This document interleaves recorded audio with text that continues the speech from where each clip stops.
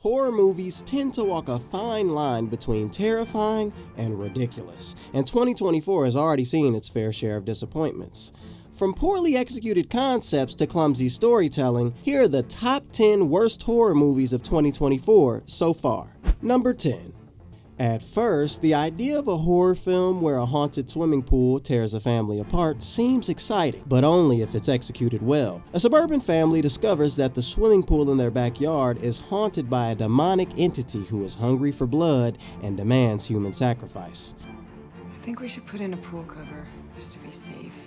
There are a few truly creepy moments, but overall, they're overshadowed by a lackluster plot that fails to completely immerse the audience in its horror. Because of this, the film struggles to build tension. A haunted house is scary, a haunted pool, not so much, at least not the way it's portrayed here. After plunging into the depths of Night Swim's failures, can Snow Valley chill our bones, or will it just leave us cold? Find out next. Number 9. Have you ever left a film feeling confused and dissatisfied? That's what you'll get from this poorly executed horror film. Snow Valley is a story about Laura, who discovers some disturbing truths about her boyfriend during a weekend at his family's ski chalet. The film keeps hinting at a cursed land and a strange presence in the lodge, but never fully commits to any of its horror or thriller elements. The transitions are too abrupt, and by the time the climax arrives, you'd be forgiven for letting out a yawn or two at how boring it all is. Currently sitting at a 2.6 rating on IMDb, Snow Valley is another forgettable entry in the horror genre. Number 8. There isn't much to be enjoyed in Sunrise. It tries to combine a vampire story with themes about racism and violence, but doesn't do either well. The dialogue is generic and the characters aren't developed enough to be interesting. Guy Pearce gives a strong performance as Reynolds, a racist villain who longs for the past. Your husband running off on you like that? I hear it happens a lot with you people. And hates the immigrant family who've moved into town. The plot involves Fallon, a vampire hunter who comes to town with a grudge against Reynolds. The film tries to build tension, but fails, feeling slow and stretched out. Sunrise also looks too polished for a horror movie, missing the gritty feel that would make it scary. The movie has some interesting ideas, but it doesn't bring them together well, making it a confusing and unsatisfying watch. Number 7. History of Evil is a disappointing horror movie that fails to deliver on its big ideas. The film is set in 2045 in a future where right-wing extremists rule the country. Ron, played by Paul Wesley, is part of the resistance and hides with his family in a haunted house while waiting for help. But the house is haunted by a racist ghost who tries to turn Ron into a hateful person. Help people arrive at your potential. The movie tries to be like The Shining, but it falls short because the acting is wooden, especially from Paul Wesley, who looks more bored than scared. The dialogue is weak and the plot doesn't make much sense. The characters also make frustratingly dumb decisions. The movie seems scared of its own ideas and doesn't explore them deeply. History of Evil is a flat and uninspired film that doesn't scare or engage its audience. It's a big missed opportunity that leaves viewers disappointed and bored. With History of Evil behind us, how does Last Night at Terrace Lane stack up in the world of horror comedies? It's time to roll the ball on this peculiar blend. Number 6. Last Night at Terrace Lanes is a horror comedy that doesn't quite work. The movie starts with a good idea, a young woman, her dad, and her friend trying to survive a cult invasion at a bowling alley. But as the story goes on, it becomes a mess. The movie can't decide if it wants to be scary or funny.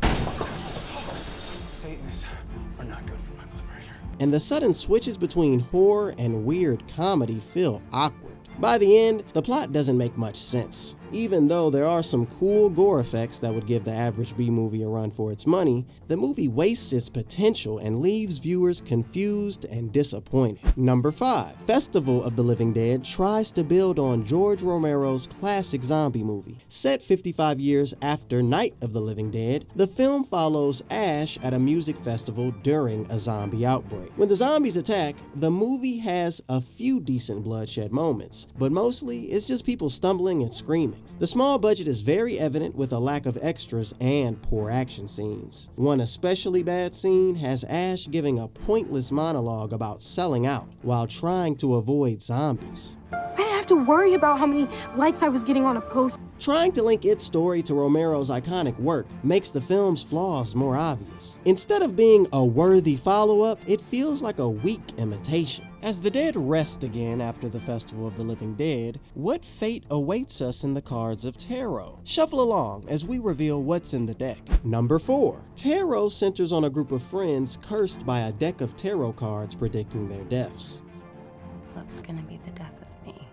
For a horror flick, it isn't very frightening, partly because of weak characters, bad acting, and a confusing story. The characters are not compelling. When their friends start dying, they don't show any real grief or fear, acting too cool and detached from the danger.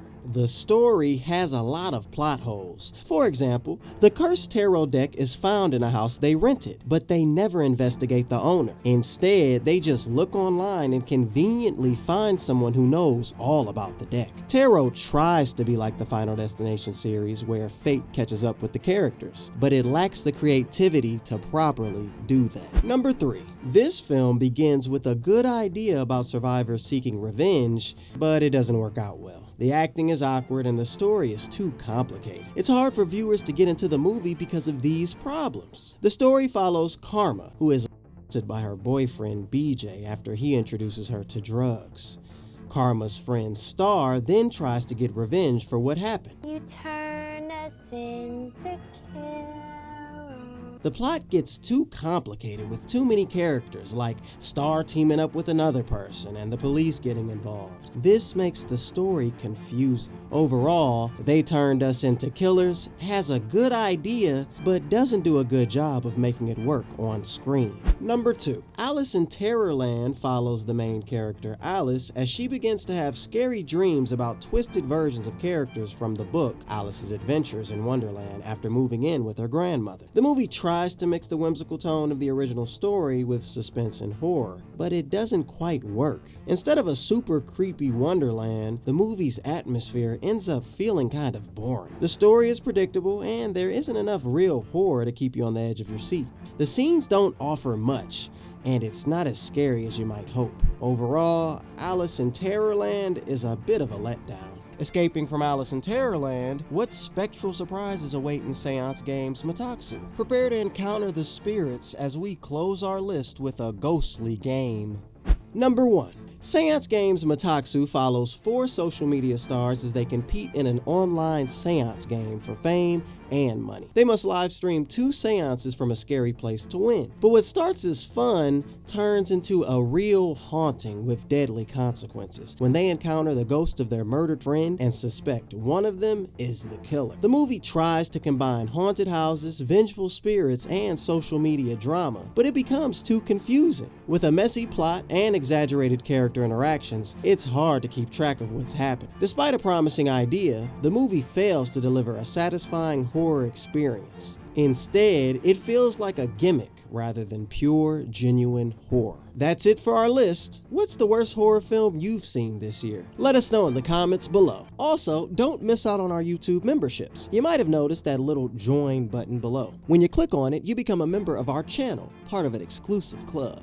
So, what do you get as a member? Firstly, you'll get these awesome loyalty badges next to your name in the comments section. It lets everyone know you're one of our VIPs. We'll also give shoutouts to our members in our videos because, hey, we appreciate you. Members also get early access to our videos. You'll be the first to see all the new content we're cooking up. And for all you lovers of horror, we've got something extra special. We're introducing the Dark Vault tier, where we'll be posting exclusive videos just for our horror fans. For those who may not want to join, our regular content will still be available for everyone to enjoy. Memberships are just for those who want to take their support to the next level. So if you want to unlock all these awesome perks and join our growing community, just hit that join button below. We can't wait to welcome you to the club. Click the video on the screen to find your next binge or movie to watch.